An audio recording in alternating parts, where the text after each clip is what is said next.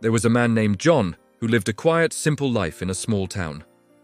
Nothing about John appeared special, and his presence rarely attracted attention from others around him. He worked each day without noise, completing his tasks patiently and leaving without recognition. John spoke very little, choosing silence over unnecessary words whenever possible during daily interactions. Most people passed him by without noticing, and John slowly learned to accept that reality. Inside John, however, something heavy lived quietly, pressing on his thoughts and emotions daily. It was fear, not loud or dramatic, but soft, constant, and deeply rooted within him. This fear did not scream or run away. It stayed close, steady, and watchful. It followed John through mornings, afternoons, evenings, and quiet nights without rest. John feared change more than anything else he could imagine facing in his life. Change felt dangerous, uncertain, and capable of breaking the fragile balance he maintained.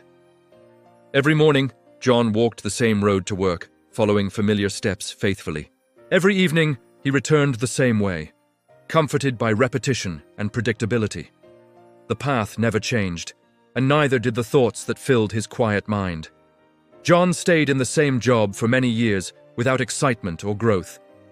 He did not stay because he loved the work or found meaning in it. He stayed because the job was familiar, and familiarity felt safer than uncertainty. Familiar routines wrapped around him like protection, even when they slowly drained his spirit. Safety mattered more to John than happiness, even when safety felt empty and limiting. Sometimes, when John stood alone, a gentle feeling stirred quietly within his chest. It felt like a soft pull, a reminder he could be more than this. A quiet voice inside him whispered that his life held unexplored potential and possibilities. But fear always responded first, speaking louder and faster than hope ever could. Fear asked what would happen if he failed and embarrassed himself publicly. Fear questioned whether people would laugh, judge, or reject him for trying. Fear suggested he was not enough and never truly would be. So John stayed still, choosing comfort over courage and silence over action. One evening, after a long and exhausting day, John walked farther than usual.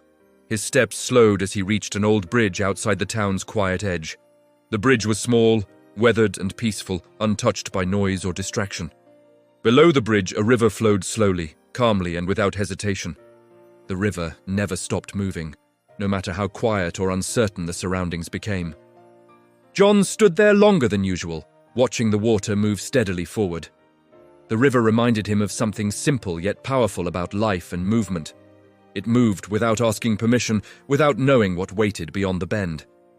It did not rush forward, nor did it pause in fear of uncertainty. Just then, an old man walked past John with slow but steady steps. The man appeared weak in body, yet his presence carried a sense of calm. His eyes reflected peace, wisdom, and an understanding shaped by years of experience. The moment felt quiet, meaningful, and strangely important to John's restless thoughts. That night, John struggled to sleep, not from fear but from awakening. Something inside him had shifted, gently but firmly challenging his long-held beliefs. He realized fear had never demanded failure, only silence and inaction. Fear had convinced him not to begin, not to try, not to step.